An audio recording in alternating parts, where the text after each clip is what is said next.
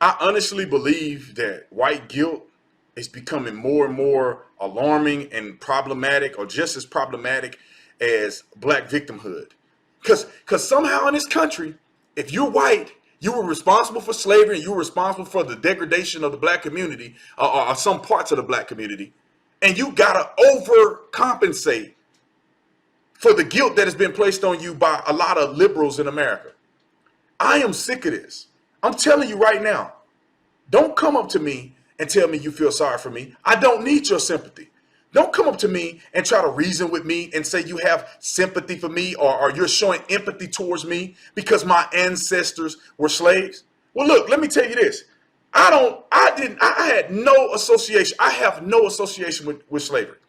I wasn't even alive during the civil rights movement. I have only been alive when black and white people can go to school together. Since I've been alive, black and white people play football together. Black and white people shop together. They live together. They marry each other. Since I've been alive, black and white people in America don't have issues. Don't have huge issues. Now, when you look at isolated situations, yeah, man, it's never going to happen. Inevitably, people are going to be crazy. People are going to hate each other. People are going to not like other people because of their race, the color, the color of their hair, their eyes. If they didn't get a manicure, pedicure today, people are going to be mad at you. There's a full spectrum of hatred that comes along with being human beings. But does that mean that we live in the 50s? Does that mean that we live in the 40s? Does that mean that we live, 500 years ago? It doesn't mean that. And this is my message to white people who walk around every single day feeling like you guilty. You're not guilty of nothing. I'm going to tell you this. And if you're sitting here and you're wondering, let me tell you this. Black people who are not living the life of victimhood, we don't waste time worrying about who did what thousands of years ago. All we're worried about right now is what can we do together moving forward. For decades, white guilt has been a major commodity in the West, and as the years go on, more and more white people are being told to feel guilty about things they have absolutely no control over. White guilt is prominent in the entertainment industry, but it's also making its rounds in academia and especially social media. So more and more, it's increasingly obvious that everyone just wants white people to feel really bad and constantly remind them just how oppressed black people used to be. One of the biggest problems that a lot of people take issue with the fact that I'm just saying that black people used to be oppressed. I don't agree with the notion that we're still oppressed, mainly because, I've said this before and I'll say it again. We had a black president for 2 terms. If a black person can become president in a systemic racist country, as they say, I'm pretty sure that there's something wrong. Maybe they're doing a very fucking bad job at oppressing us. Furthermore, there's also things like black astronauts and whatnot, so literally sky isn't the limit to what black people can achieve. I just really want to talk about white guilt because it's getting worse. It's starting to make the rounds and it's transforming into a bunch of negative traits. You have high school teachers telling their students that all white people are racist. All white people are racist. You have racist rhetoric against white people allowed on many platforms like Facebook and whatnot, and meanwhile, white people are being banned and kicked off just for saying that they have white pride or that they're proud of their heritage. You have some women that are so guilty about being white that there are feminists that are sympathizing with an ideology that wants nothing more than to oppress them.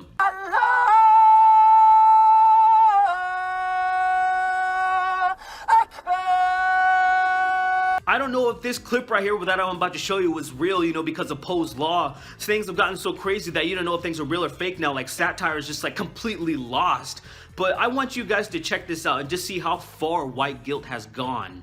I am so sorry that 20 is all I have, but I just want you to know that you deserve so much more. I'm just so proud to be able to order a latte from you, because you are just such an incredible human. Don't you think that she deserves free access to safe, affordable health care?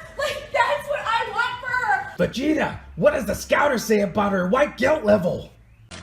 It's over 9,000! White guilt has even entered our highest forms of government. I'm sure a lot of you are already familiar with that Bernie Sanders quote that he said. When you're white, you don't know what it's like to be living in a ghetto. You don't know what it's like to be poor. You don't know what it's like to be hassled when you walk down the street or you get dragged out of a car. And now I want you to meet Sally Boynton Brown. She's the director of the Idaho Democratic Party and current chair candidate for the Democratic National Committee. She has a very important message to her fellow white Democrats.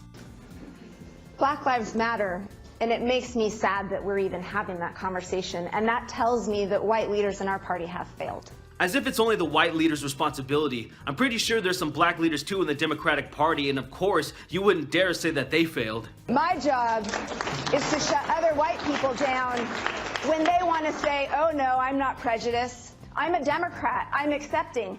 My job is to make sure that they get that they have privilege, and until we shut our mouths and we listen to those people who don't, and we lift our people up so that we all have equity in this country. I don't understand how calling people prejudiced within your own party is gonna help your cause. If anything, wouldn't it make you want to help even less? I am not a politician. I am a human being trying to do good work, and I can't do it without y'all. So please, please, please get a hold of me, Sally at wethednc.org. I need schooling, and I depend on you and the people around our community to do that so that I can go school the other white people. We need it. Basically, what you gotta do is just listen and believe, and don't you dare disagree. You know, it reminds me of Anita Sarkeesian's tactics. You know, they like been affected on her, and now she's trying to listen and just be like, I understand there's a problem because you're saying there's a problem.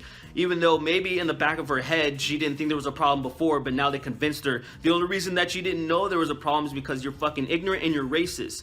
And that's the type of shit that's being happening to a lot of white people across the board.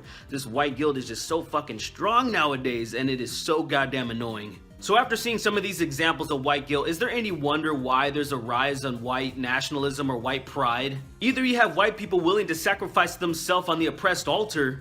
Sorry, I'm white!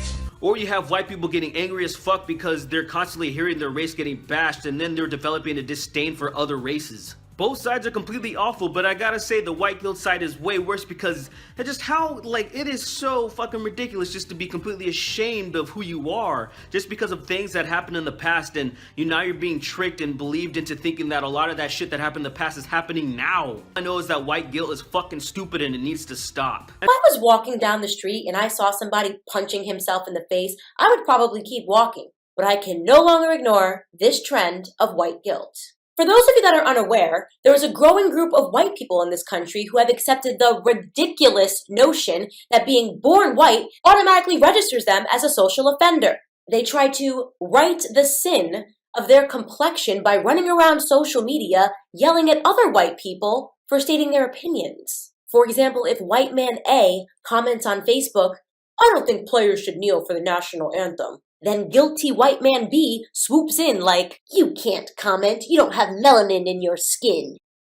Really? This is a trend that needs to die. Why on earth wouldn't a white person be able to give his opinion just because he doesn't look like the subject of the story? I mean, am I not allowed to say that I think strangling puppies is wrong because I'm not a dog? Repeat after me. It is not trendy or cute to hate other white people. The worst perpetrators of this trend are the ones that try to make it seem like it's a token of their education. Yes, I went to university and learned all about the plight of the black man. We shan't discuss it in our Caucasian circles. We would never understand. If you spent thousands of dollars learning how to hate elements of yourself, you've been scammed. You deserve a refund. Just look at this picture of Emma Watson posing seductively with a book. The title of the book reads, "I'm no longer talking to white people about race." Is that supposed to be chic? Because it looks pretty stupid from where I'm sitting. I couldn't even picture Rihanna holding a book like, "I'm no longer speaking to black people about economics." In all sincerity, to all of you white people that are out there pretending to be so down with the cause that you're willing to throw hate to your own race, please stop. It is the cheapest form of altruism ever. It's you trying to use black people as a prop to feel morally superior to your peers. We are not puppies that need rescuing or books that need Instagramming. We're not your victims. Find a new hobby that makes you feel good about yourselves. Black History Month you find ridiculous. Why? You're going to relegate my history to a month? Oh, come on. What do you do with yours? Which month is White History Month? No, well, come on, tell me. Well, I'm Jewish. Okay, which month is Jewish History Month? There isn't one. Oh, why not? Yeah. Do you want one? No. I don't either.